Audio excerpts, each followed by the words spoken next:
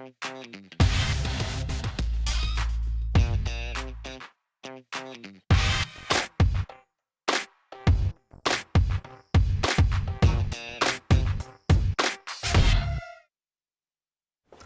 pozdravljeni na tem webinarju.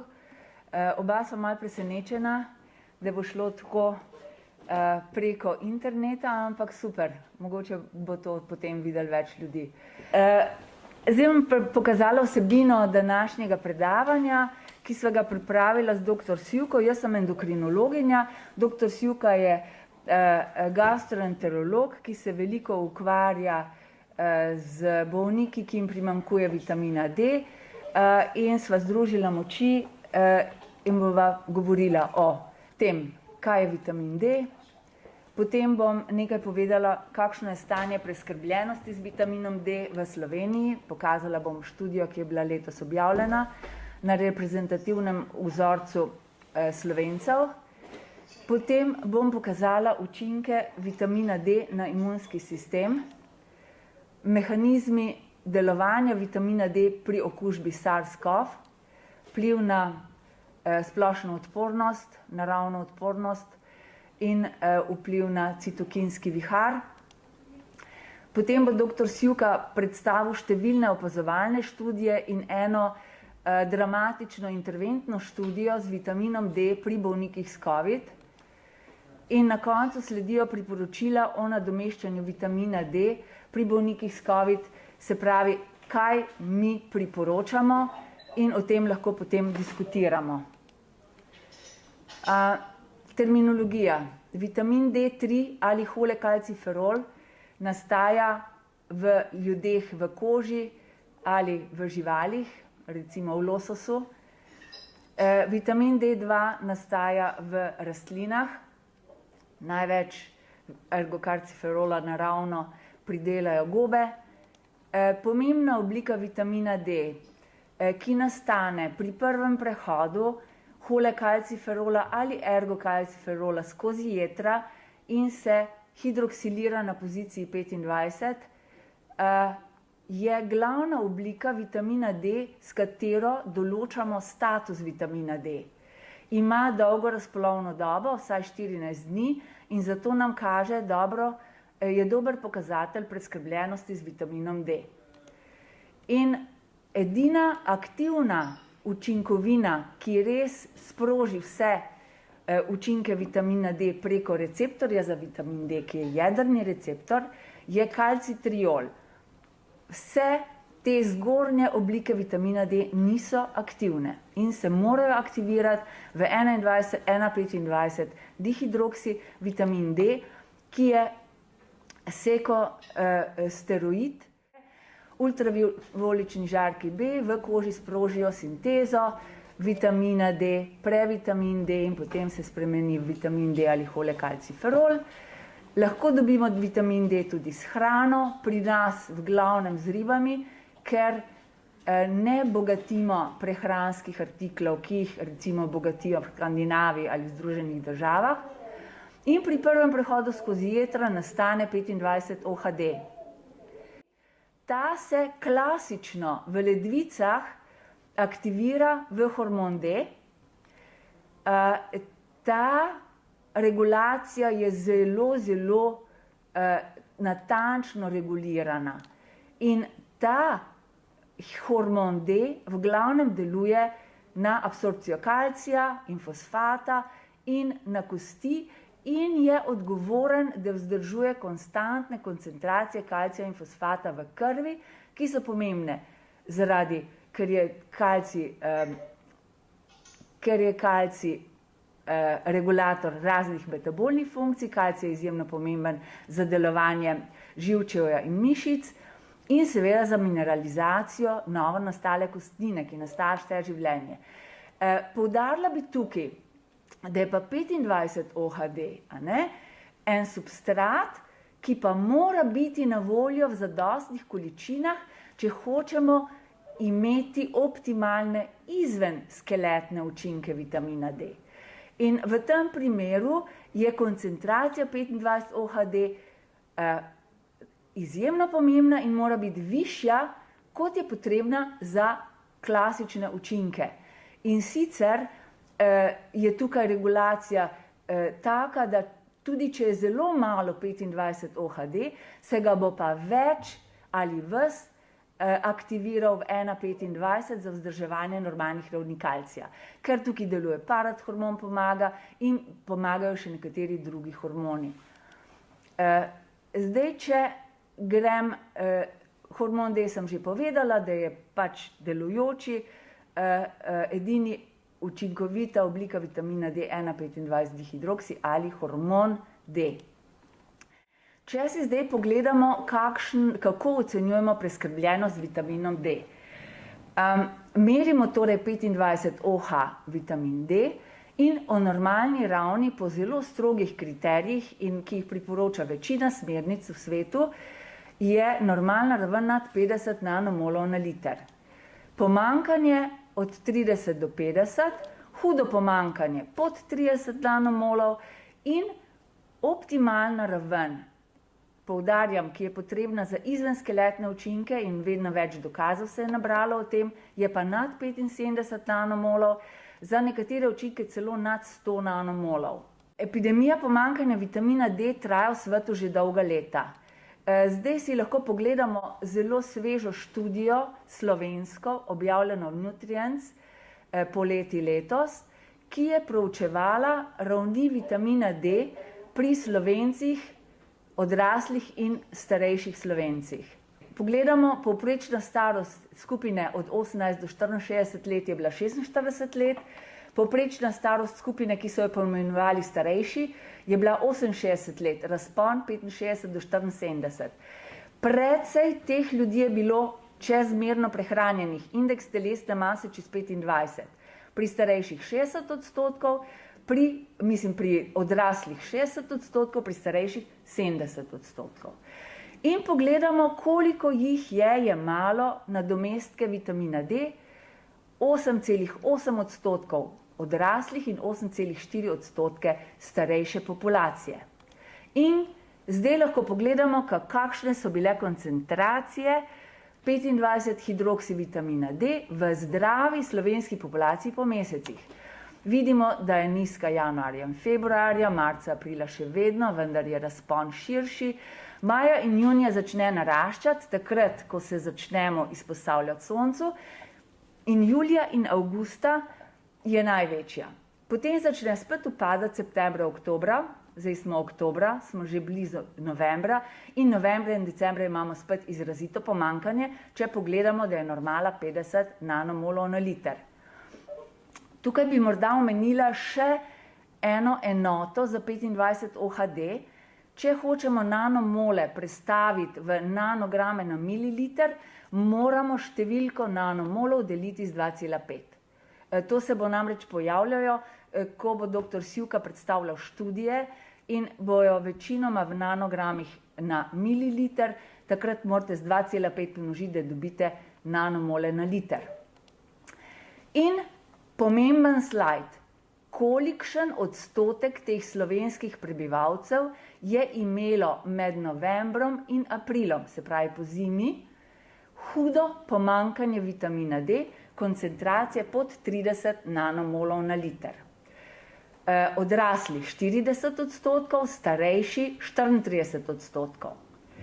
Če pogledamo, koliko jih je imelo pomanjkanje vitamina D, koncentracijo pod 50 nanomolov na liter, v odrasli populaciji 81, se pravi 4 od 5.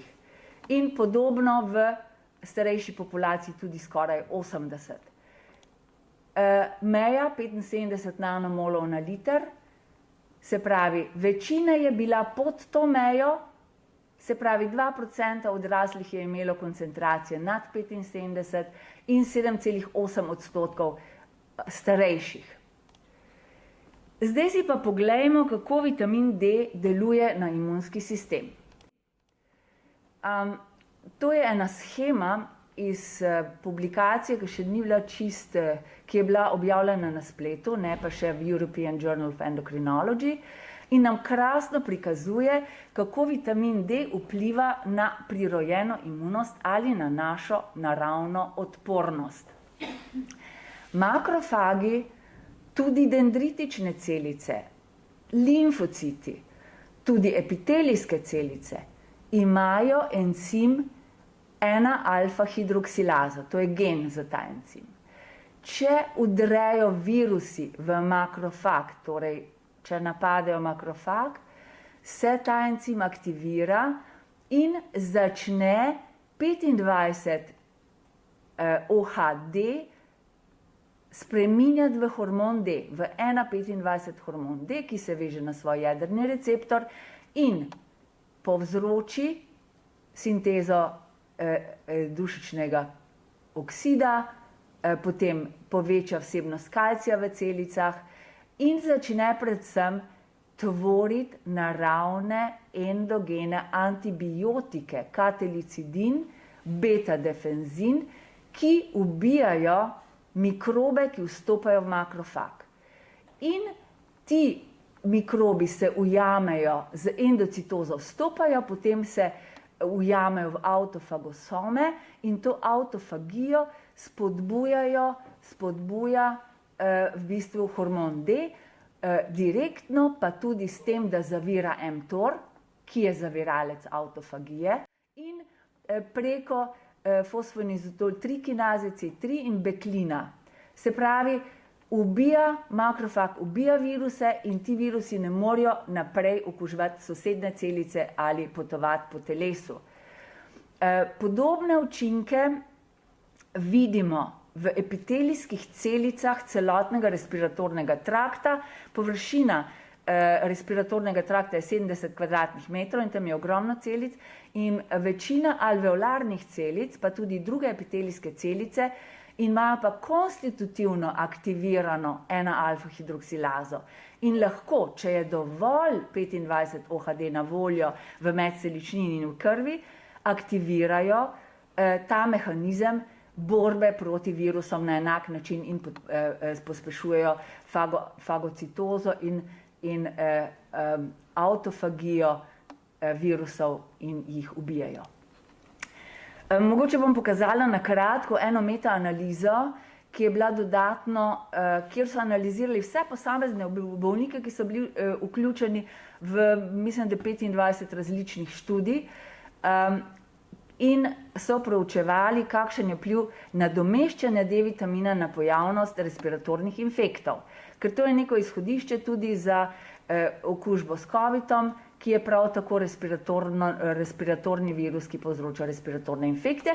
In metaanaliza je tukaj pokazala, da je v bistvu 20% manj okužbe dihal bilo pri tistih, ki so dobivali D-vitamin, dobivali so ga v različnih odmerkih, primerjavi s placebo grupami, ki niso dobivali D-vitamina.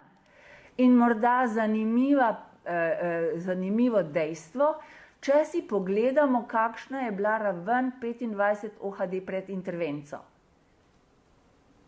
In če si pogledamo to skupino, ker mi bomo priporočali nadomeščanje vitamina D, tako kot je dobivala ta skupina, ne v velikih bolusih.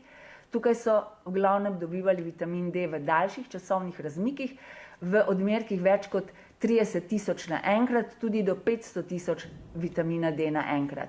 In poglejte, 50 nanomolov na liter je tukaj. Skoraj vsi so že imeli pred začetkom dajanja D-vitamina višje koncentracije D-vitamina. Zato morda tudi ni tako izrazit celotni učinek na preprečevanje tehle virusnih okužb.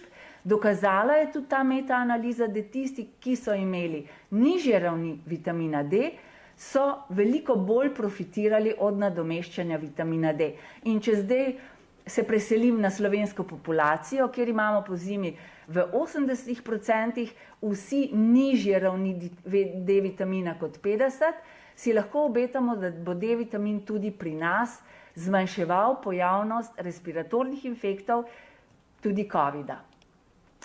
In druga vrsta imunosti je pridobljena imunost, da ta nastane, traja nekaj časa, dendritične celice so prenašalke antigena in ta antigen je potem se preda na te limfocite in potem te limfocite izurijo v limfatičnih nodusih in začnejo pa tudi B limfociti in začnejo proizvajati protitelesa. Zdaj pa, kaj nam hormon D v tem primeru lahko naredi? Zavira zorenje dendritičnih celic, zavira prenos tega antigena, se pravi, umirja tale imunski odgovor in regulira tudi odnos med te regulatornimi limfociti. Veste, da imajo CD8 limfociti ugoden učinek na potek, CD4 pa slab učinek na potek tudi COVID-a. In zavira te efektorje in seveda zavira vnetni odgovor, pretiran vnetni odgovor, izločanje interleukina 2, interferona gamma. Veste pa, da že SARS-CoV-2 virus sam povzroči zmanjšano izločanje interferona 1 in 2, alfa in beta, se pravi skupine 1, kar je slabo v obrambi proti virusu. In tukaj vidimo, da nam hormon D ublaži to vnetje, ublaži citokinski odgovor, spodbudi celo protivnetne citokine in na ta način ščiti epitelijske celice alveolarne pred poškodbo. Tudi same alveolarne celice so bolj zaščitene, če imajo na voljo dovolj vitamina D. In zdaj predajam besedo kolegu Sjuki, ki bo prikazal študije, ki nam dajo misliti, da z dodajanjem vitamina D morda res lahko pomagamo našim bolnikom. Ja, prav lep pozdrav še z moje strani. Velika hvala profesor Pfeifferjevi za odličen prikaz mehanizmov imunomodulacije strani D vitamina. No, sedaj pa, kakšne so povezave vitamina D in pa vloga pri COVID-19 pandemiji, vse temelječ na znanstvenih dokazih.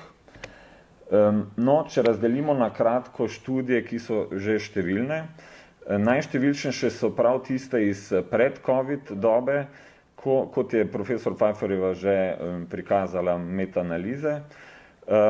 Na te smo se sklicevali marca. Vendar pa od marca dalje pa do septembra je bilo kar nekaj, oziroma bi lahko rekli ogromno, pa že retrospektivnih opazovalnih ekoloških študij in pa prva prelomna randomizirana pilotna študija. No, iz pre-COVID obdobja torej izhajajo številne randomizirane študije, metaanalize, ki so večinoma signifikantno dokazale, da nadomeščanje vitamina D skrajša čas okužbe, zniža zaplete in pa zniža pojavnost ter obolevnost. No, iz COVID obdobja je 47 originalnih študij COVID v povezavi z vitaminom D in pa kar 141 prispevkov s priporočili z celega sveta, dejansko tudi iz Slovenije.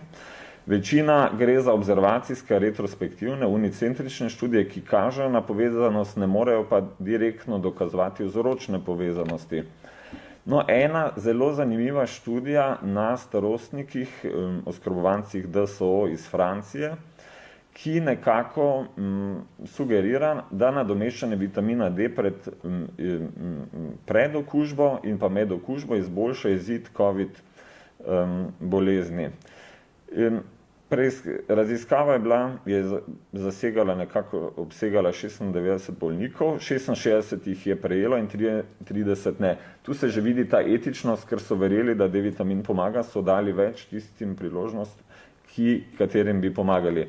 Torej, en mesec pred ali pa med okužbo so prejeli bolj 80 000 enot vitamina D3.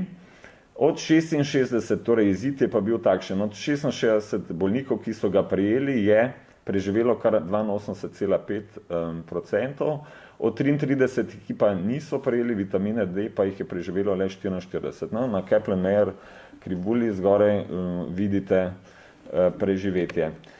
No, številne študije so raziskovale povezavo med vitaminom D in pa vpliv na COVID, s tem, da so vzorce krvi in pa analizo nivoja D-vitamina gledali že pred okužbo, ker sama okužba vemo, da vpliva na same nivoje D-vitamina in ob eni hudi okužbi se te nivoji lahko zelo hitro znižajo. Statistično pomembne so bile naslednje povezave, 2 iz Amerike, 2 iz Izraela. Le ena, ki je obsegala malo število bolnikov, ni pokazala povezave, vendar je bila ta čas od vzorcev krvi, torej 10 do 14 let nazaj, predolga. No, bostonska študija, ki je obsegala več kot 190,000 bolnikov iz registra, ki so imeli znane nivoje D-vitamina eno leto pred to COVID pandemijo in so gledali procent pozitivnosti brisov SARS-CoV-2, ki je bila 9,3%. Potem so pa dokazali, da stopnja pozitivnosti SARS-CoV-2 z virusom je bila višja pri tistih s pomanjkanjem D3 vitamina, torej 25-OHD3. In kot je prej profesor Pfeifferjeva povedala, nanomoli, nanogrami je 2,5 razmerje. Torej, tisti, ki so imeli nivo pod 20 nanogramov na mililiter, so bili testi brisi pozitivni v 12,5%, to bi bilo približno 50 nanomolov na liter.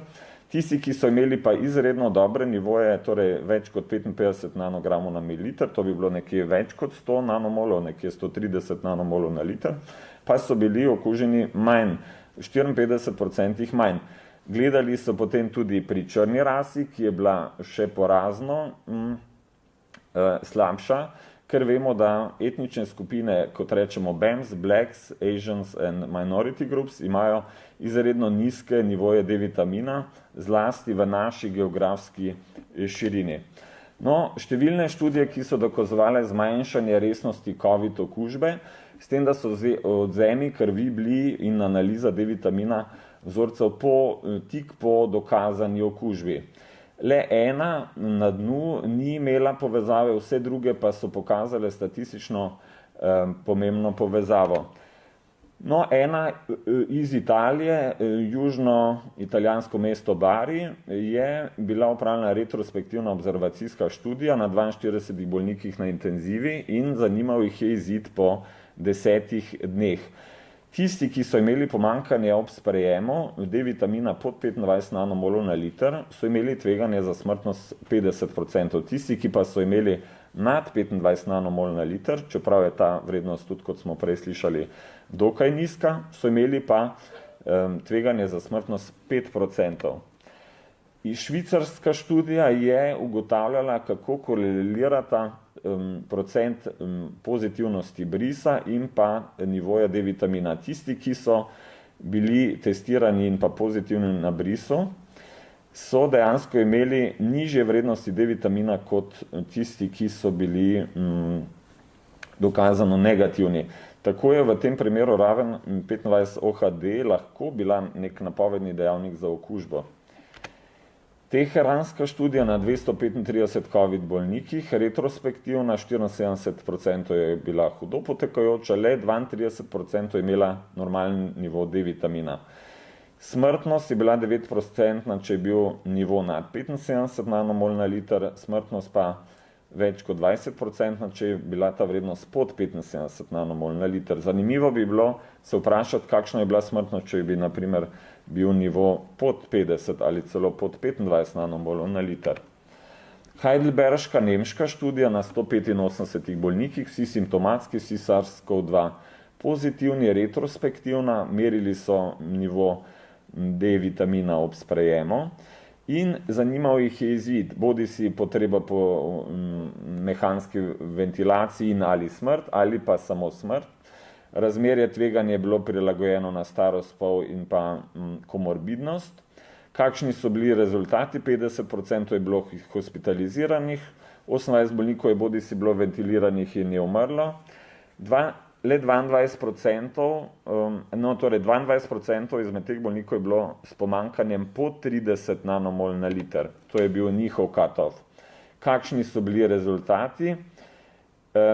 Nivo D-vitamina ob sprejemu je močno vplival bodi si na izid za tveganje za umetno ventilacijo ali pa smrt, in pa skoraj 15-krat večje tveganje je bilo za smrt, če so bile vrednosti D vitamina pod 30 nanomol na liter.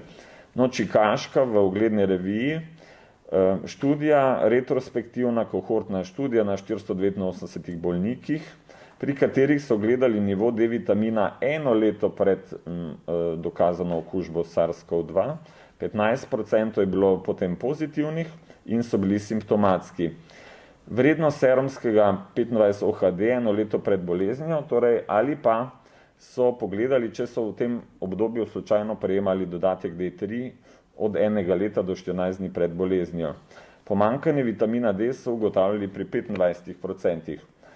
No, relativno tveganje pri bolnikih s pomanjkanjem vitamina D za pozitiven test je bilo 1,77. In od tega tisti, ki so imeli normalne vrednosti D vitamina, so bili v 12% pozitivni, tisti pa s pomanjkanjem v 19%. No, in še zelo pomembna prelomnica, interventna randomizirana študija iz Španije, sicer samo na 76 bolnikih, ampak rezultati so zelo presenetljivi. Vsi bolniki so imeli dokazano rentgensko COVID pljučnico in pa dokazano SARS-CoV-2 z brisom. 50 bolnikov je prejelo aktivno obliko D vitamina, kalcifediol, 26 pa ga ni prejelo. Vsa ostala terapija je bila enaka, in sicer hidroksiklorokin, azitromicin, za tisti čas state of the art, verjetno tudi pri nas, in pa dodali so še ceftriakson, če so po nju skoraj številke bile višje ali enake 5. Kakšni so bili rezultati? Prvi skupini 50 bolnikov, ki so prejeli D vitamin, je le eden potreboval intenzivno zdravljenje, nobeden ni umrl, vsi so bili potem odpuščeni iz bolnice. V drugi skupini, tisti, ki vitamina D niso dobili, je polovica, torej 50%, to je 13 bolnikov, potrebovala enoto intenzivne terapije in 2 sta umrla. Naj omenimo, da na začetku je bolnike računalnik razdelil na eno in drugo skupino. Spet vidimo to etičnost, da je v prvi skupini 50 bilo 2-krat več bolnikov kot v tisti, ki niso prejeli D vitamina. Pomanjkljivosti ni bila dvojno slepa, manjka placebo, in v skupini, ki ni prejela D vitamina, je bilo signifikantno več bolnikov z arterijsko hipertenzijo. Niso upoštevali debelosti kot enega od dejavnikov tveganja in pa ni bilo znanega nivoja pred in pa po intervenciji. No, kako nadaljevati? Dejansko trenutno poteka 41 študij, ki so bile zastavljene že pred to študijo, in mi se sprašujemo, ali je ob takšnih dokazih nova randomizacija še etična. Kdo bi dejansko, če bi bil res dobro informiran, podpisal takšno študijo, da bo lahko eventualno sodeloval v 50% kot kontrola. No, če še samo za zaključek potegnemo vzporednico kot analogija, kako bi se Pascal, filozof, matematik iz Francije, stoletja nazaj spraševal, kakšna škoda bi pa bila, če vitamina D ne damo, in kakšna bi bila, če ga damo. Glede na dosedanje dokaze, vitamin D lahko prepreči stopnjevanje kritične bolezni, ne samo COVID, ampak tudi drugih respiratornih okužb. Če ga dajemo in če učinkovit, lahko preprečimo celo veliko smrti. Kaj bi storili, če vitamina D ne bi dajali? Lahko bi bili krivi številnih nepotrebnih smrti.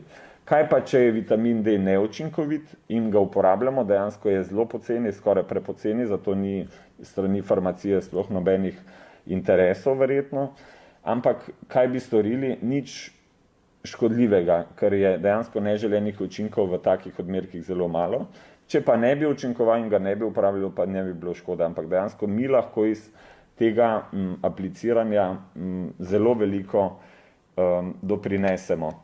No, še na koncu Hillovi kriteriji, en znan epidemiolog Hill iz Anglije, ki je sestavil točkovnik, verjetno epidemiologi in infektologi vsi poznate te Hillove kriterije, dokazov za uveljavljanje novega zdravila, in vitamin D dejansko v vseh točkah nekako ustreza. Moč povezave smo pokazali študije iz Barja, 10-krat višja smrtnost pri pomanjkanju, Ponovljivost, več centrov je isto študijo opravljalo in so bili podatki podobni. Časovno sosledje, biološki gradient, odvisno od nivoja D-vitamina izid, razlaga mehanizma, kot je profesor Pfeifferjev odlično predstavlja, te zelo zapletene, ampak pomembne imunomodulatorne mehanizme. Skladnost, ne samo študije, ampak tudi vidimo etničnost. V Angliji, naprimer, prvih 25 zdravnikov je bilo iz skupine BAMS. In to so se spraševali Angleži, zakaj nam umirajo črnci. So pa rekli iz Ameriki, ja, ker imajo nižji socioekonomski status, ampak so rekli, ne, naši so zdravniki, ja, naši nimajo toliko nižjega socioekonomskega statusa. In namig je bil nivoji D-vitamina v tej geografski širini. In na koncu analogija, kaj lahko zgubimo. Če samo zaključim, D-vitamin ni čudežno zdravilo, tega mi ne poudarjamo, niti ni lifestyle, bog ne daj, da bi kdo govoril, da je lifestyle zdravilo. Je pa esencialna učinkovina potenten hormon, D-hormon. Ni specifično zdravilo za COVID, to sploh ne. Je pa močen imunomodulator, ki da možnost imunskega sistema, da z virusom opravi sam. Lahko, glede na dosedanje znanje, zniža potrebo po intenzivni terapiji in pa morda prepreči smrt. Je poceni in brez neželenih učinkov v priporočenih odmerkih, s katerimi pa bo sedaj nadaljevala profesor Pfeifferjeva. Da vas je dr. Sivka prepričal s številnimi študijami, ki res nekaj nakazujejo, ene celo dokazujejo. Zdaj bom nadaljevala, kako dobiti dovolj vitamina dovolj hitro. Kajti, če nekdo zboli za COVID-om, razmišljamo na osnovi epidemiološke situacije, da mu najbrž vitamina D primanjkuje, če ga ni jemal. Pa če ni poleti in je bil ravno kar na morju. Želimo si doseči čim hitreje normalne ravni vitamina D, se pravi 75 nanomolov na liter ali več. Ali to lahko storimo s hrano? Nikakor ne. V naši hrani dobimo na dan približno 100 enot vitamina D. Po konzervativnih smernicah ga rabimo 1000, predvsem za učinke na kosti. Če pa hočemo izvenskeletne učinke, ga rabimo več. S sončenjem ga lahko dobimo na najbolj naraven način, ampak tudi kratek čas se sončimo samo 15 minut med aprilom in septembrom. Zdaj smo že oktobra in prihaja zima in zato bom pokazala, kako lahko nadomeščamo vitamin D. Dvoje smernic imamo še iz Amerike, Institute of Medicine, zelo konzervativne, in Endocrine Society, ameriške smernice, ki pa težijo k temu, da bi vseeno dosegli koncentracije 75 nanomolov na liter. In tukaj so neki vzdrževalni odmerki za normalno prehranjene ljudi, 1500 do 2000 enot na dan. To so otroci. Če ugotovimo, da nekomu manjka vitamina D, te smernice priporočajo, če ni urgence seveda, da dajemo večje odmerke, a ne, do 3-kratne odmerke, približno 2 meseca. Zelo pomembno je, da vemo, da debeli ljudje potrebujejo 2 do 3-krat več vitamina D, ker se sekvestrira v maščobnem tkivu in tudi zaradi tega, ker pri debelih ljudeh v jetrih 25 hidroksilaza ne deluje povsem optimalno. Če debelim primanjkuje vitamina D, spet tele odmerke pomnožimo z 2. Vse smernice, najbolj konzervativne in realne smernice, nam priporočajo, da je največji priporočeni dnevni odmerek 4000 enot na dan. Zdaj moramo spet enote morda spremeniti v mikrograme, ker v nekaterih preparatih imamo mikrograme, tukaj enote delimo s 40 oziroma mikrograme pomnožimo 40, ker je razmerje pač 40:1. Pomembna številka, intoksikacija z vitaminom D, se pravi znaki hiperkalcemije z ledvičnimi kamni, nefrokalcinozo, se pojavijo šele, ko so koncentracije 25 OHD nad 375 nanomolov na liter. In če si pogledamo nekaj krivulj, kjer so 5 mesecev dajali Ljudem, ki so sicer štartali pri dobrih koncentracijah vitamina D, se pravi 75 tisoč enot, se je ta koncentracija vzdrževala. Če so dajali 5000 enot, se je koncentracija najprej višala, potem se je pojavil plato in se je vzdrževala nekje na 150 nanomolov na liter. In če so 5 mesecev vsak dan dajali 10 000 enot, se je dvignila nekje do 210 nanomolov na liter ali 205 nanomolov na liter. Vse še zelo daleč od 375, kjer se pojavi toksičnost vitamina D. Tudi v številnih študijah, kjer so dajali po 4000 enot na dan, da bi prevenirali diabetes, ni bilo nobenih stranskih učinkov teh odmerkov, ali pa 2000 enot študij Vital, prav tako ne. In zdaj si oglejmo izhodišča, na osnovi katerih mi priporočamo nadomeščanje vitamina D pri COVID. V osnovi imamo visoko prevalenco pomanjkanja vitamina D v Sloveniji, pod 50 nanomolov, po zimi 80%. To so še nepublicirane številke, iz Inštituta za nutricionistiko so naredili študijo in ugotavljajo pri bolnikih oziroma varovancih domov starejših občanov zelo visoko prevalenco hudega pomanjkanja vitamina D, se pravi pod 30 nanomolov na liter. Pomanjkanje vitamina D je povezano z večjim zbolevanjem za COVID. Številne observacijske študije tudi prikazujejo, vendar ne dokazujejo vzročnosti, da je nizka raven vitamina D povezana z večjim pojavljanjem rakavih bolezni, z večjim pojavljanjem sladkorne bolezni, avtoimunskih bolezni in tako naprej. Za dokaz, vzročen dokaz, pa rabimo randomizirane, dvojno slepe s placebom kontrolirane študije. Teh pa ni zelo veliko oziroma so zajele ljudi, ki so imeli v večini že normalne ravni vitamina D, ko so jim začeli vitamin D dodatno nadomeščati. Pomanjkanje vitamina D je povezano s slabšimi izidi COVID, to je prikazala pa res interventna študija, o kateri je povedal veliko dr. Sivka.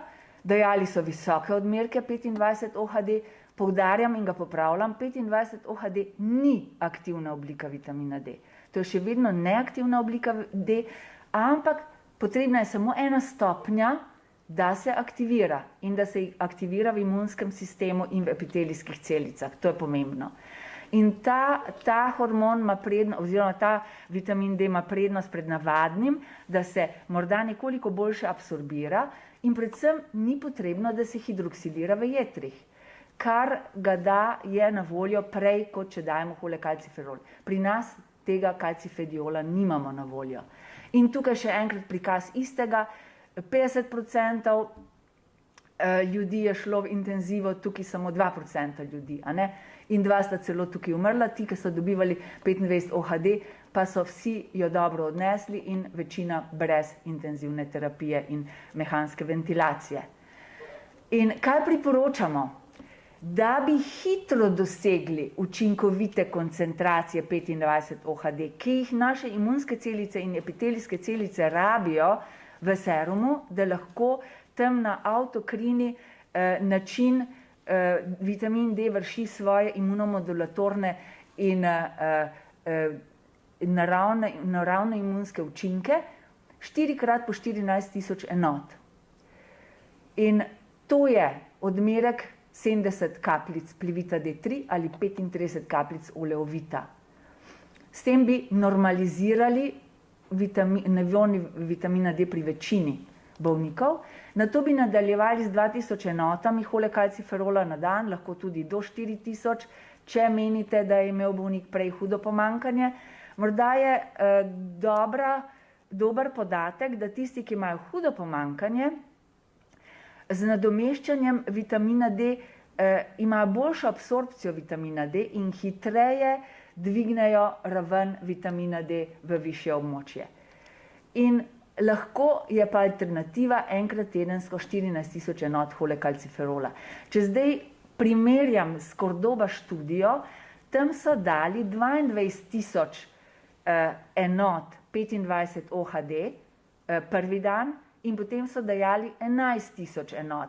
Ker je 25 OHD hitreje učinkovit, ga moramo s 3 pomnožiti in prijemo nekje na 66.000, a ne? In tukaj se približamo temu odmerku, a ne? 66.000 holekalciferola v primerjavi z kalcifediolom. In še nek graf, kjer vidimo, če se daje 2000 enot, zelo počasi narašča koncentracija vitamina D, če se daje 5000 enot, narašča malo hitreje, ampak še vedno rabimo približno 1 mesec, da poraste znatno koncentracija. Zakaj višji odmerki? Ker želimo hitro doseči učinkovite koncentracije 25 OHD za imunski sistem, se pravi vsaj nad 75, morda celo nad 100. O teh koncentracijah pišeta v opazovalnih študijah spet Sabeta in mislim, da je Science prvi avtor, Haynes, študija, ki je primerjala ljudi glede na raven vitamina D in pod 75 nanomoli so 2-krat bolj zbolevali za respiratornimi infekti kot tisti, ki so imeli nad 75 nanomolov koncentracije. In kje moramo biti pazljivi, ko dajemo holekalciferol? Holekalciferol ni aktiven, ampak če imamo ogromno tkiv, ki imajo sposobnost z 1-alfa-hidroksilazo aktivirati vitamin D, hormon D, to so granulomatoze, sarkoidoza, tudi tuberkuloza, lepra in tako dalje. In limfomi. Nekateri limfomi tudi lahko aktivirajo vitamin D in povzročajo hiperkalcemijo. Zato, ker bo navaden holekalciferol se v veliki količini aktiviral v hormon D. Veste, da recimo je lahko simptom aktivne sarkoidoze hiperkalcemija. In to je odraz ravno tega učinkovanja makrofagov in monocitov, ki so v teh granulomih, pa tudi te limfocitov. Pri bolnikih z ledvičnimi kamni moramo vedeti, kakšne kamne ima, in če dajemo neke zmerne odmerke vitamina D brez nekih velikih količin kalcija, ne moremo narediti veliko škode. Če zaključim še jaz, nadomeščanje vitamina D je varno, zato ga mi priporočamo, da bi ga dajali bolnikom s COVID, naši infektologi. Priporočamo, terapevtsko okno je glede na koncentracijo, ki je potrebna za toksične učinke, res izjemno široko. Vitamin D je poceni, kot je že dr. Sivka poudaril, in morda še razmišljajmo v to smer.